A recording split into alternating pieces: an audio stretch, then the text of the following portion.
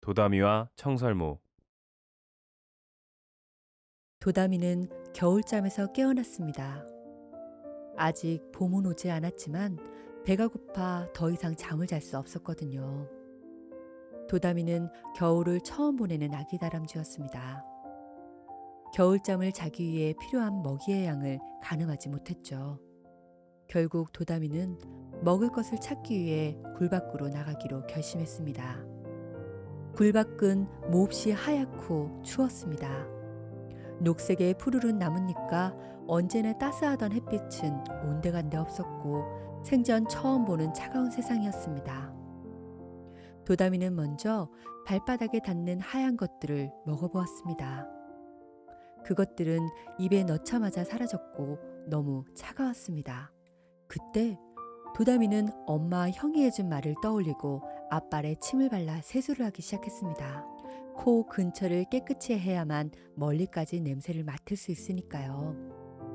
그때 열심히 세수를 하던 도다미의 코에 고소한 냄새가 느껴졌습니다. 멀지 않은 곳이었어요. 도다미는 자리를 박차고 달리기 시작했습니다. 냄새가 나는 곳에 도착한 도다미는 주위를 두리번거렸습니다. 어딜 가도 하얀색 풍경이라 방향을 가늠하기 힘들었어요. 도다미는 오직 자신의 후각만을 믿으며 바닥을 긁었습니다. 하얀 눈을 파헤치고 익숙한 갈색 낙엽을 지나자 잘 익은 밤이 나타났습니다. 도다미는 뛸 듯이 기뻤어요. 도다미는 작년 가을에 먹었던 밤맛을 기억했습니다. 밤은 엄청 달고 고소했습니다. 크기가 커서 뺨 주머니에 아무리 많이 넣어도 3개밖에 들어가지 않았지만 도다미는 실제로 굴 안에 밤을 가장 많이 저장했었습니다. 도다미는 신나게 밤 껍데기를 갈기 시작했습니다. 그때 따가운 눈빛이 느껴졌습니다. 도다미는 본능적으로 위를 바라보았습니다. 거기엔 커다란 귀와 꼬리를 가진 청설모가 도다미를 내려다보고 있었습니다. 청설모는 앞발을 꼰 채로 따지듯이 물었습니다. 작은 다람쥐야, 그 밤은 내가 가을에 숨겨둔 밤이야. 도다미는 깜짝 놀랐습니다. 커다란 청설모의 몸체에 어릴 적 헤어졌던 형의 모습이 떠올랐기 때문입니다. 형은 항상 도다미보다 컸습니다. 힘도 아주 세서 다람쥐 마을에 뱀이 나타났을 때도 항상 앞장서 약한 다람쥐들을 지켜주었습니다.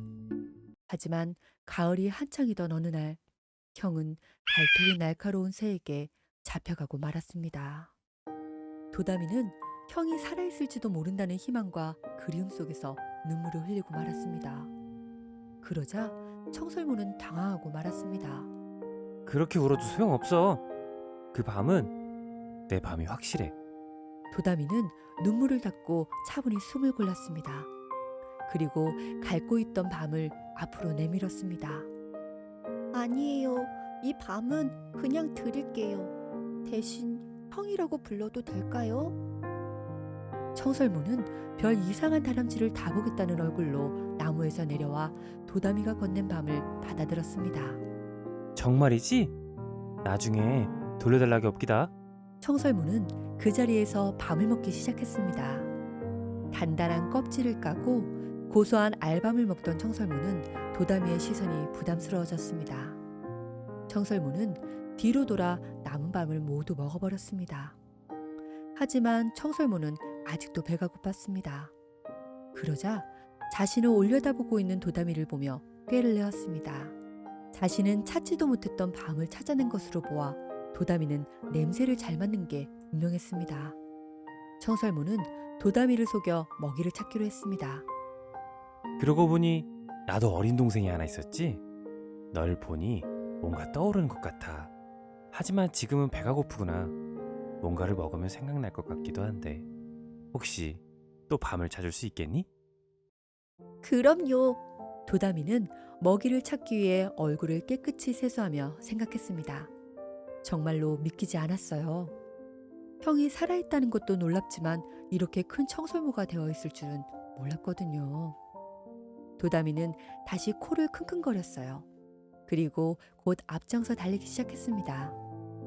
자신도 배가 고팠지만 형을 위해서라면 얼마든지 먹을 것을 양보할 수 있었습니다. 그렇게 도다미는 도토리와 밤을 계속 찾아냈습니다. 점점 몸이 무겁고 지쳐갔지만 형을 위해 멈추지 않았습니다. 어느새 청설모는 배가 불렀어요. 겨울임에도 불구하고 도다미는 정말 먹이를 잘 찾아내었습니다. 그렇지만 도다미는 먹이를 하나도 먹지 않았어요. 그저 시린 앞발을 가슴 앞에 모은 채 청설모가 맛있게 먹는 것을 지켜보았습니다. 또다시 밤 하나를 다 먹은 청설모는 도다미를 내려다보며 말했어요. 나는 겨울잠을 자지도 않고 뺨주머니도 없어. 그래서 늘 먹이가 부족해. 정말 네가 아니면 죽을 뻔했어.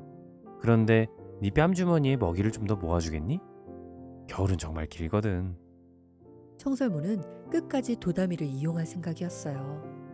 도다미는 조금도 지체하지 않고 곧바로 먹이를 찾아 나섰습니다. 도다미는 점점 냄새가 맡아지지 않았어요. 소리도 잘 들리지 않았고 발도 너무 차가웠어요. 하지만 그래도 멈추지 않았습니다.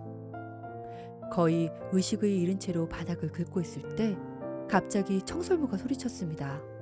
족제비가 나타났어. 빨리 도망쳐. 도다미는 너무 늦게 청설모의 목소리를 들었어요. 어느새 다가온 족제비가 도다미의 목덜미를 물었습니다. 도다미는 너무 슬펐어요. 족제비에게 잡혀가기 때문이 아니었어요. 입에 물고 있는 먹이를 청설모에게 전해주지 못했기 때문이죠. 도다미는 남은 힘을 짜내 뺨주머니에서 먹이를 뱉었어요. 정신없이 도망치던 청설모는 도다미가 보이지 않는다는 걸 조금 늦게 알아챘어요. 청설모는 다시 도다미가 있던 방향으로 달렸습니다. 그리고 바닥에 널브러진 도토리와 밤을 발견했죠. 청설모는 죄책감에 휩싸였습니다.